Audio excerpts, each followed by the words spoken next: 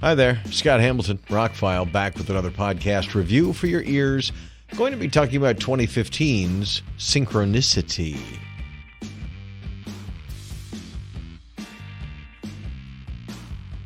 Definitely not a big budget movie, but you'd think they would have bought one of the versions of Synchronicity from the Police. But anyway, not that it has anything to do with either version of that song. Synchronicity 1, Synchronicity 2, anyway.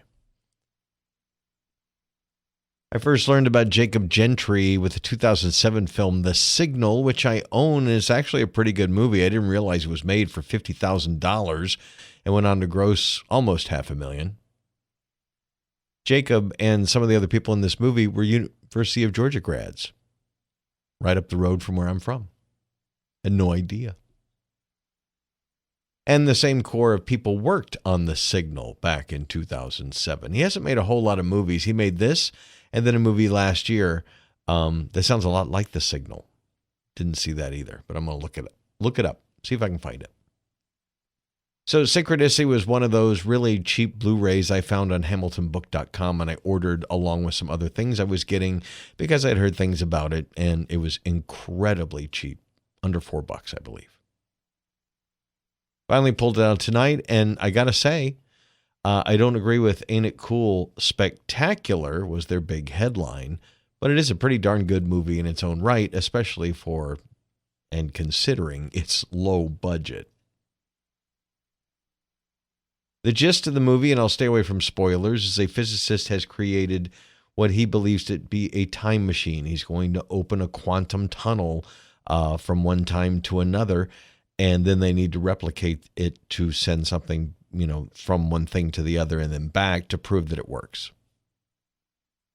Michael Ironside, the only big star in the movie, plays the investor, the guy who's giving the money and some of this radioactive isotope he uses to make this experiment happen.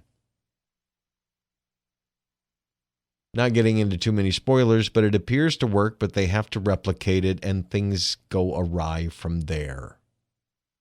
Did it work? Did it not? All of a sudden, there is a woman involved. What is her role in all this? Wants to be very film noir. I mean, it goes so far as to when there's a scene between a man and a woman in her apartment late at night, there's the spotlights going through like in Blade Runner. Not that it really needed that. It's a bit overkill, I thought. You've got decent acting. You've got some decent cinematography. You've got some decent special effects. Like I said, I don't agree with spectacular. There's nothing very spectacular in the whole movie. But if you sit there and think about it, especially when it's over, there's a lot to digest here. I'll get into some spoilers at the end. I'll let you know before that happens.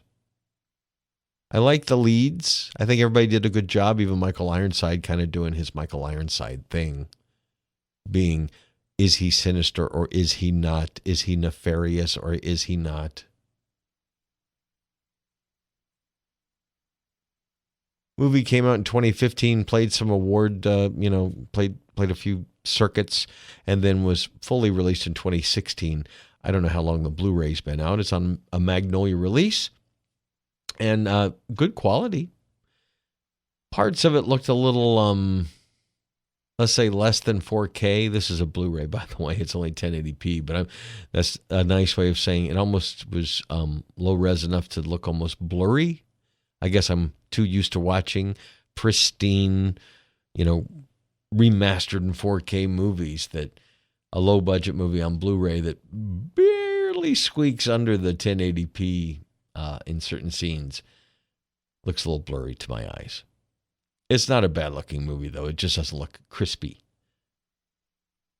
It certainly doesn't look its budget. I couldn't find what its budget was, but considering his 2007 movie was made for $50,000, I would say this was probably in the millions because they got Michael Ironside to be in it a little bit more. And they did have to do some intricate filming of scenes and plan this thing out. A lot of it reminds me of Primer, which is another micro-budget science fiction movie that was incredibly intelligent. You have to watch it several times to get everything out of it. This kind of doubles down on that, goes a little bit deeper into the science, kind of. Not that it's wholly accurate science, but it's movie science, so it's fine. And then adds an emotional element. That was the hardest part about Primer, is that, and I still own that movie on DVD. It's never come out on anything else. It's a really good movie that just is kind of cold when it's over. But that's also the style of the guy who made it and the movies he made after that. This movie, again, feels like that in places because, again, it's a low-budget telling of a complicated time travel type story.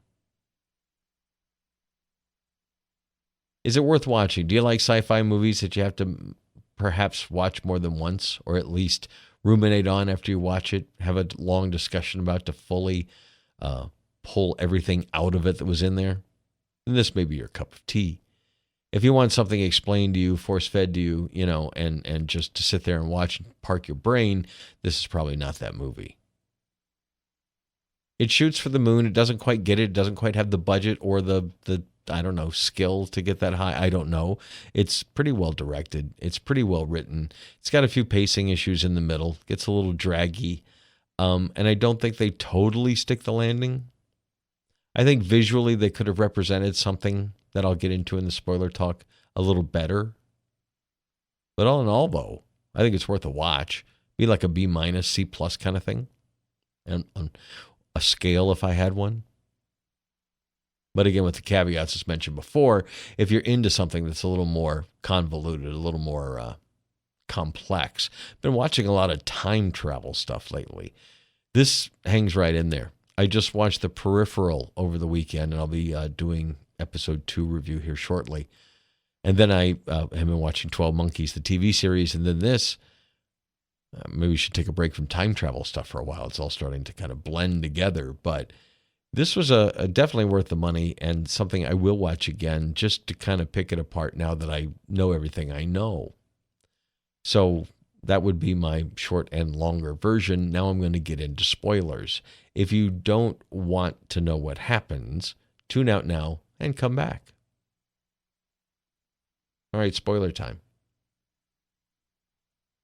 The time machine does work, but it works better. And this is the part that I think and why I'm talking about it, is I think they could have done it a little bit better.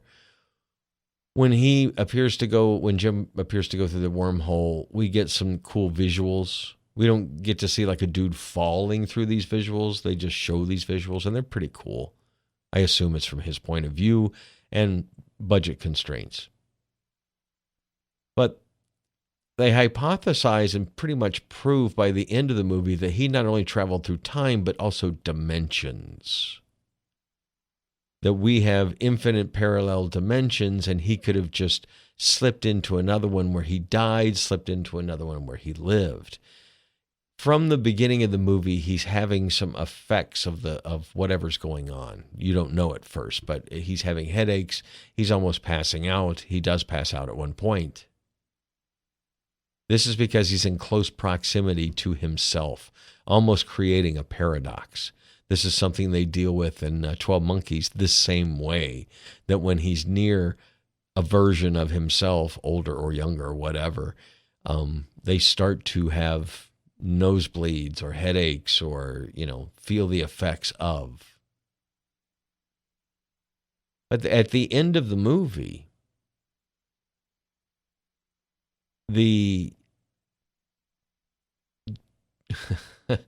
wow, it does get a little twisty. The end of the movie hypothesized that he jumps into a universe where he has died.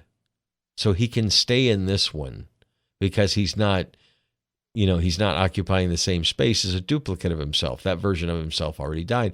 When he jumps into this time and he meets Abby, they sit in a cafe and she doesn't really know him, but she does know of Jim, the scientist who died in an explosion. And he's like, oh, this leads us to believe that, he's made it to a universe where he will be able to survive and he will be fine because he seems to be better. I like that. I just thought the whole dimensions thing they could have illustrated a little bit better or gotten a little bit more into, because that's kind of something that's thrown in at the end. There is one of the websites I looked at right before I did this review has a nice pie chart that shows all the different timelines and dimensions, and it's a little more convoluted than, say, a Donnie Darko or something, which one of my favorite movies. The soundtrack, by the way, was done by Ben Lovett, who has done several movies in the science fiction genre. First movie he did was The Signal with this group of people. He's recently done some some science fiction movies I liked. So he did The Night House last year. Really good flick. I enjoyed that. I need to get a copy of that. I streamed it, and it'd be worth owning. So check it out if you're into time travel movies. This is a different take on it, adding that twist I mentioned. And it's not bad. It definitely doesn't break wholly new ground, but does come at things a little bit differently because part of this is done for ego and to get the girl, which is explained towards the end of the movie as well. Let me know what you think about it. Synchronicity. It's available now on Blu-ray and streaming services. I'm Scott Hamilton on ROCKFILE. My links are below. Thank you for taking 11 minutes out of your day to listen to this podcast. Have a spectacular rest of your day.